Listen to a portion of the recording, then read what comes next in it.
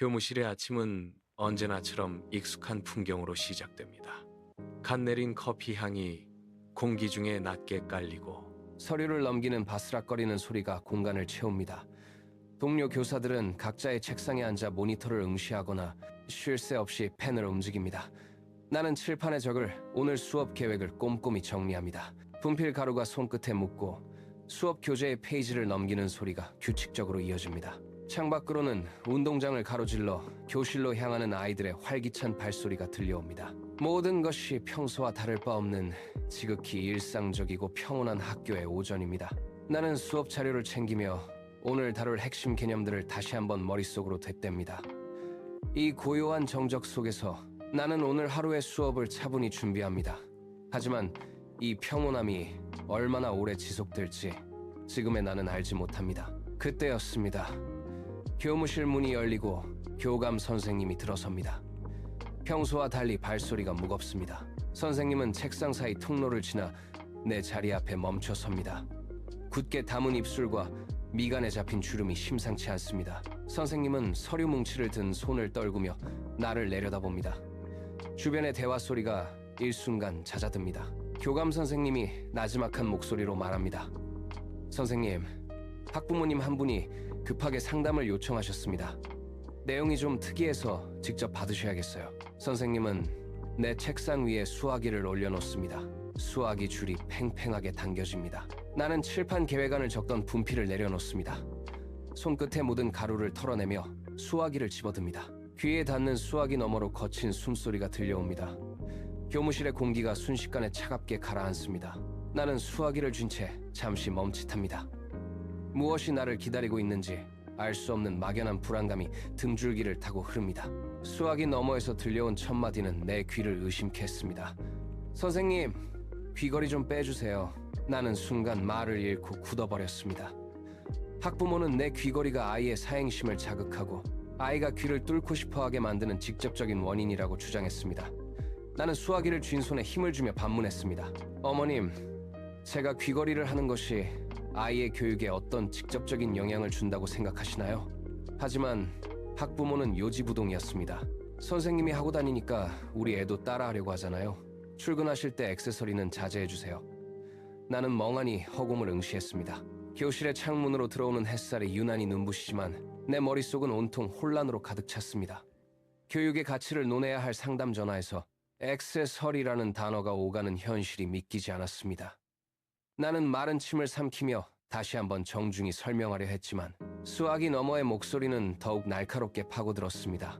교무실의 소음이 멀게 느껴지고 나는 수화기를 잡은 손을 떨구며 깊은 허탈감을 느꼈습니다. 전화를 끊자마자 수화기가 묵직한 쇳덩이처럼 느껴져 책상 위에 내려놓았습니다.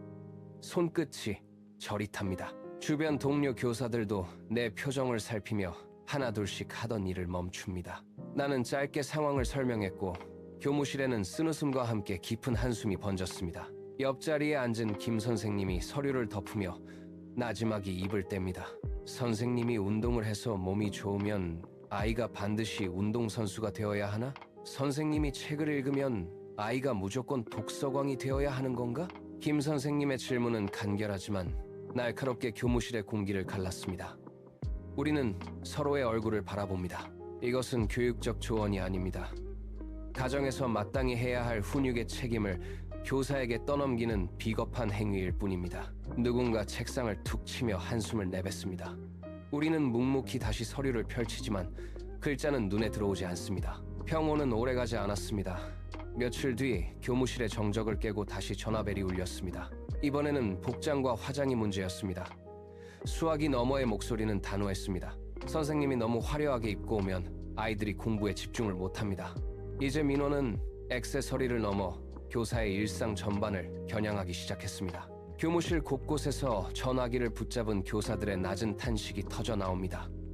우리는 교실 문을 열기 전 복도 끝 거울 앞에 멈춰서는 습관이 생겼습니다. 거울에 비친 내 모습을 학부모의 시선으로 훑어봅니다. 립스틱 색깔은 너무 진하지 않은지, 옷에 주름은 없는지, 혹시라도 누군가 트집 잡을 만한 구석은 없는지 스스로를 검열합니다.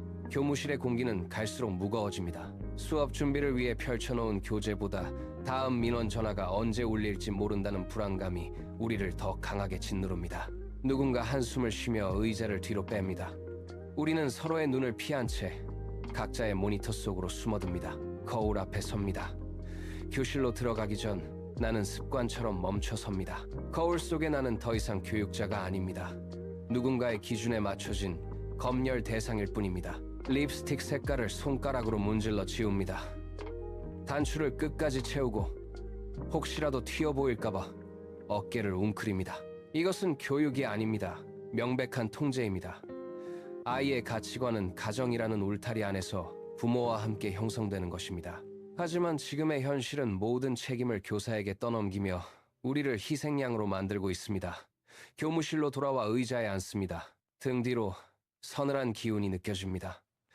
수업 준비를 위해 교환을 펼치지만 머릿속은 온통 다음 민원에 대한 공포로 가득합니다. 누군가 문을 두드리는 소리에도 심장이 덜컥 내려앉습니다. 우리는 무엇을 위해 이 자리에 서 있는 것입니까? 학교라는 이름의 전장에서 우리는 가르침의 보람을 잃어버린 채 오직 누군가의 시선으로부터 살아남기 위해 하루를 버티고 있습니다. 민원의 논리는 끝없이 비약합니다.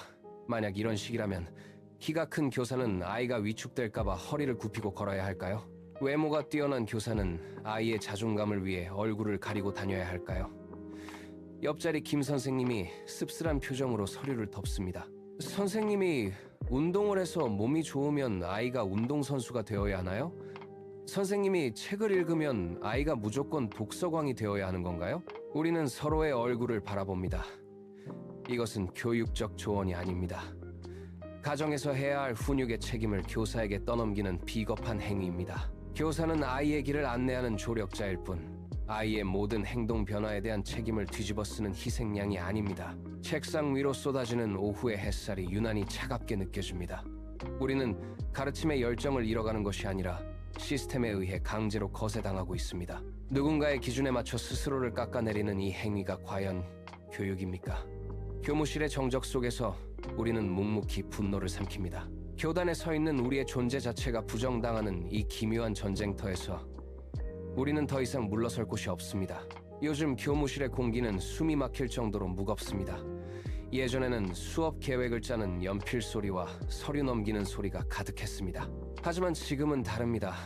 전화벨이 울릴 때마다 교무실의 모든 움직임이 일제히 멈춥니다. 누군가 수화기를 들면 나머지 교사들은 숨을 죽인 채 그 표정을 살핍니다.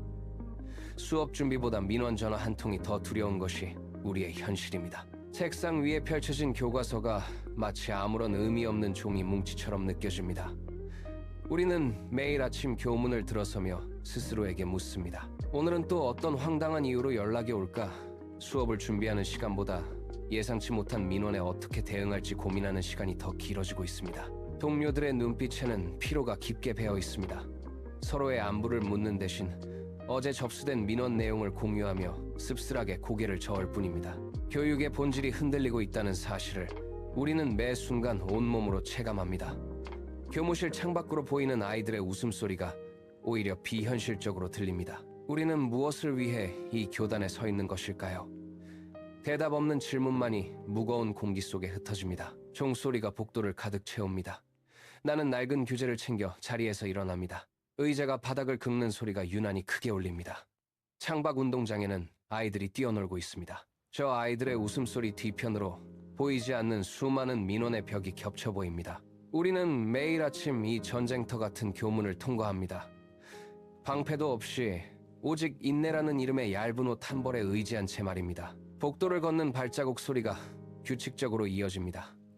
교실 문고리를 잡는 손에 힘이 들어갑니다. 문을 열면 다시 시작될 수업, 그리고 그 속에 숨어 있을지도 모를 또 다른 갈등. 우리는 무엇을 위해 이 자리에 서 있는 것일까요? 가르침이라는 본질은 어디로 사라지고 우리는 왜 끊임없이 스스로를 증명해야 하는 걸까요? 대답 없는 질문을 삼키며 나는 교실 안으로 발을 내딛습니다. 칠판 앞에 선 나의 뒷모습이 창가로 들어오는 빛 속에 길게 늘어집니다. 묵묵히 분필을 잡습니다. 내일도 모레도 우리는 다시 이 교단에 설 것입니다. 이것이 우리가 선택한 길이자 끝내 버텨내야 할 우리의 전쟁이기 때문입니다.